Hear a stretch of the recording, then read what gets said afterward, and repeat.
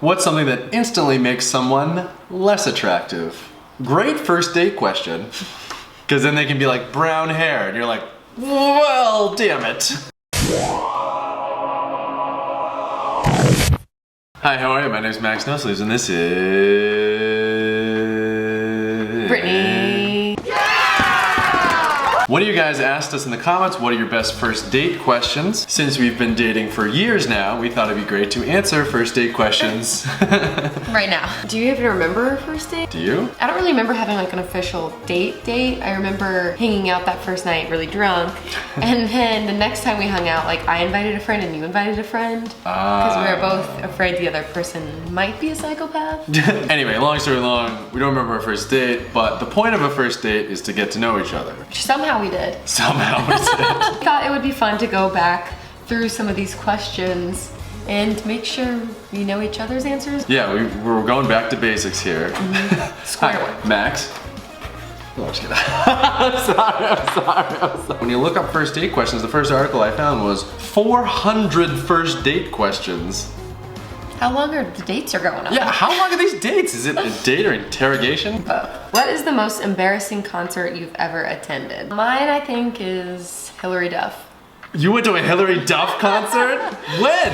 Yeah, when I was in the 7th grade, my best friend's mom bought us tickets. And I was like, fine. And was it awesome? It was the best. I was like, why do I know every song? What do you like to do when you're not working? These are like pretty deep first date questions. Yeah. This is probably once you're past the like, what's your college degree in? What's your job? So do you like stuff? I feel like it's tough for me because best answer is like I like to pursue my passion project, painting or like fixing old cars and stuff like that. Like really good answers. But my answer is like lie on the couch and crush episodes of some stupid show. What's the most interesting job you've ever had? God, if you asked me these on our first date, you might think I was like slow. Every question I'm like, that's the crazy part about these like first date questions. They're so deep and they're so probing. I would feel so uncomfortable saying that out of nowhere to anyone. I think one of the most interesting jobs I have is I'm a game show tester. That's really cool. I have a network that calls me in when they write new game shows and play a fake game that doesn't exist right now, and you see like how nervous these like execs and writers are for like getting picked up. Yeah. It's really cool. And I'm just playing a game. And you get to try out a bunch of cool new games. Yeah, with the host and with the, is there an audience there or like a fake audience? Well, the audience is like the executives and like the people who have to buy the show. The last time I played, I won the $1 million. And I was just like, maybe I don't want to do this anymore because it's like, damn, I wish I was actually playing the show. Do your parents still live in the house you grew up in? Which I thought was interesting because that's like a segue to me being like, oh no, my parents are in the military. I actually lived in like 9 different houses growing up. We're kind of opposites that way. My parents live in the same house. My grandma and my other aunt and like 3 of my cousins all live in the same town that we all grew up in. I have a really big family and they all live basically in the same part of Massachusetts. Whereas you like moved around almost every year, right? Every 2 years, yeah. It's crazy. And I know some people who like had their childhood house and then their parents like glowed up when their kids left. You know what I mean? And then like their room becomes like a workout room. What's the best meal you've ever had? I would say my mom's homemade chicken and dumplings. Oh, I like that. Every single time I eat it, it's the best meal I've ever had. This next one was a question that was literally on a list of best questions to ask on the first date. Can I kiss you? What? I mean, what? That is the most awkward thing I've ever heard. We're in the age of consent, so you shouldn't just lean in anymore. This could probably stop you from getting sued. Here's the best way to do it. You ready?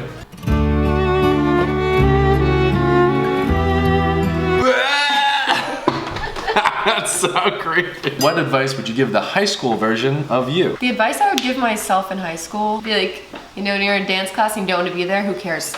Continue to work hard, if not harder. And also, the problems that you think are the end of the world are literally gonna mean nothing to you when you graduate. But like, you're not gonna listen to that when you're in high school. At least I wouldn't have. Yeah, that's the real problem with this. If I met my high school self, I'd be like, piss off, old man.